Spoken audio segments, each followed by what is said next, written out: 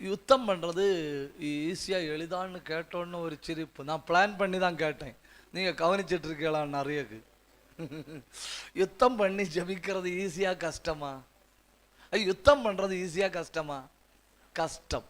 சிலப்போ உயிர் போகும், சிலப்போ சரீரத்தின் அவயவங்கள் போகும். அது மாதிரி தான் ஜபம். என்ன? ப்ரேயர் இஸ் அ வார்.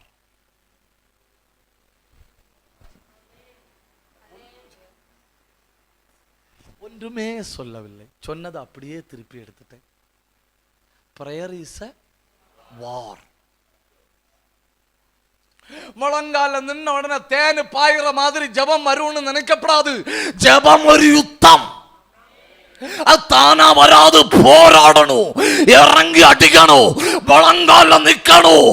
எனக்கு தந்தே ஆகணும், நான் ஜபித்தே ஆகணும்.